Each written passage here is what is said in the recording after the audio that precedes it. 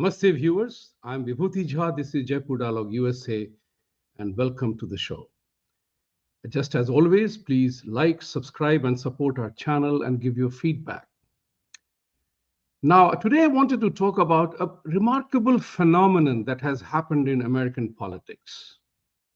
Out of nowhere, in the last few years, we are witnessing a real gigantic move made by Vivek Ramaswamy and Tulsi Gabbard.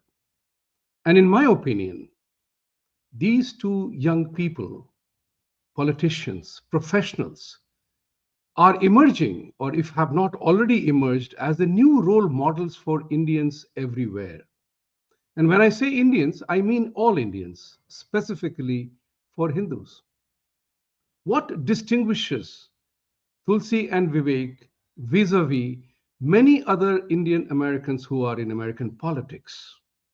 One of the most distinctive features were that both these people are professionals to the hardcore in their chosen domain. Tulsi Gabbard has reached the rank of lieutenant colonel in the US Army, has done combat tours to Afghanistan and other territories, and she has been bold enough to be a presidential candidate and taken up very principled stand, political stand, and very moral stand against many things that happens in US politics. So Tulsi Gabbard challenged the military-industrial complex. She challenged the standard hierarchy of the Democratic Party, in which she had to eventually leave the party and join Republican Party in the last few days. And now she has been tipped, or Mr. Trump has announced that she will be the Director of National Intelligence, DNI as it is known. And this is all with the remarkable establishment of their own idea, their own identity and character of being a Hindu, without any apologies, without any recrimination. That's something truly powerful. Same applies to Vivek Ramaswamy as well, a proven successful entrepreneur, investor, who has run a billion-dollar enterprise, and he is into the highest ranks of American enterprise or business, setting up his own fund for conscious investments, and been very successful, entered the political arena as a presidential candidate and declared his intent that he will cut down the bureaucracy which is running as the unelected representatives to manage the American political scenario. And he threatened, actually, I shouldn't use say threatened, but he did declare that even institutions like what you call FBI will have to be trimmed down and reallocated in more appropriate institutions. In this process, Vivek has now been made, along with Elon Musk, in a new department called Department of Government Efficiency. The governments operate in a remarkable ways. What is unique about Vivek Ramaswamy? He also wore identity and character and personality and responsibility of being a proud Hindu. They did not, these two gentlemen, ladies and gentlemen, did not abandon their Indic or Hindu heritage. Instead, they wore it very proudly. And even though they have been attacked, both of them, Vivek particularly, by evangelicals and extreme right religious fanatics, challenging his Hindu-ness, and that they are not fit to be, because they are not Christian, they are not fit to be in political system. And all of us know how well and how proudly he addressed that issue. So this is very critical for us to establish. Compare that with almost 5 Indian Americans who are representing Democratic Party and are in US Congress for quite a while. Ro Khanna, Jaipal, Thanedar, Ami Bera, Raja Krishnamurthy. Have you ever heard them openly talk about their Hinduness? I haven't, except for Mr. Thanedar. He is an exception at this point in time. But these people have been virtually apologetic being a Hindu, or they don't talk about it at all. That's truly remarkable. And this is what makes us also think that Vivek Ramaswamy and Tulsi Gabbard achieved their professional competence and excellence through merit, through performance. They did not depend upon government to give them direction as to what to do. And majority of us Indians in India and elsewhere, we always look up to somebody to do something so that they can either expect leadership to do something for them or whatever. But these two people pursued their path of excellence through merit and performance, grit and determination. Now, you may have individual differences with both, but you cannot deny the fact that they have taken a principled stand in their own right without depending on any Hindu institution or anybody or any government or any leader, but they pursued their own path of excellence. They pursued their own path of belief systems. And that's what makes them truly remarkable. This is what every Indian slash Hindus must learn from Vivek and Tulsi. You may tomorrow tell me that I'm wrong. Maybe they will fail me tomorrow. I do not know that.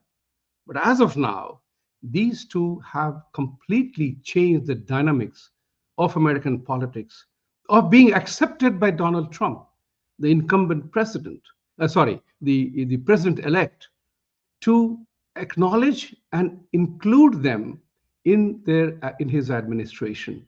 This also says a lot that he must have had to deal with the Christian evangelicals who virtually hate all things us because they don't like the idol worshipping, as they call it. We call it Murti Puja. But here is what is important. Just as Vivek, stood the onslaught of attacks and explained that our belief systems have a great moment to come together on the values that we most cherish. This is again a very critical element to establish a confluence points, the values of family, the values of excellence, values of performance, living an American dream, that merit matters, hard work matters, performance matters. These are the values that Vivek related in all the attacks that he has faced. And believe it or not, if you read the commentary of many, many people, they have both endeared themselves to the American people to such an extent that both are being talked about as future presidential candidates. Whether they will be, kind of hampered or restricted by the religious dogmas of the, people who control the system. After all, let's put it very simply, that America is largely a Christian country, and you cannot deny that. Let's accept that reality, the truth. But we have to also find a common ground. We have to find a common ground, a common principle, values, and who are we actually fighting against? And that's something which Tulsi and Vivek have done very adroitly, very, very smartly, very, very professionally. And I'm emphasizing these words because you and I all can become that. Remember that. They have displayed leadership. They did not look upon anybody to get a backing. They created a support mechanism from amongst the Republican hardliners and Republican Party at large, and the Republican Party followers at large, the conservatives and everybody else.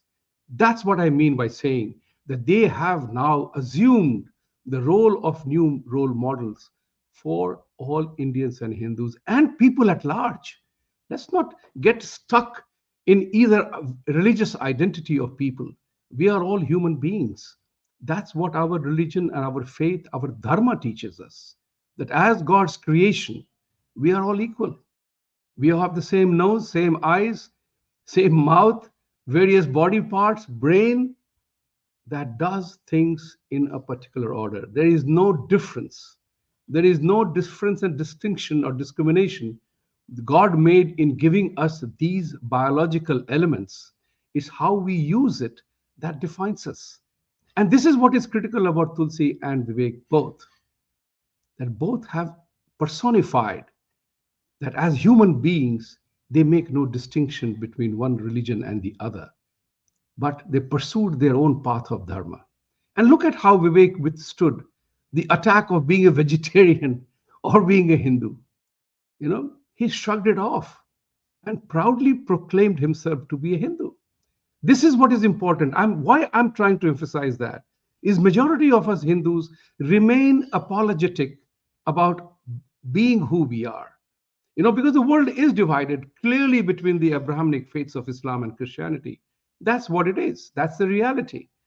But are we different as human beings? Are we different with our universal happiness and universal concerns? And universal happiness and concern has a very simple example. I think globally, whoever you are, whatever is the color of your skin, whatever your faith may be, we all love our children, right? That is the universal joy. We all wish well for our children. That's the universal joy. We all are concerned about that children do well in their life. That is the universal concern. We all want to do well in life. That's the universal happiness. We all wish to do well in life. That is the universal principle that governs our life. Between what we eat, what we wear, this is just incidental to the geographies that we live in. If you live in a cold climate, you need warmer clothes. If you don't live in a cold climate, you don't need warmer clothes. Does it mean that one set of clothes is superior to the another? Depending on where we live, we eat our food according to what is available from Mother Earth, regardless of wherever we live. Our spices, the use of condiments are dependent on what the geography offers us. Can we categorically say that this particular food or my food is the best in the world and everything else is a trash, so you must eat what I consume? Think about it.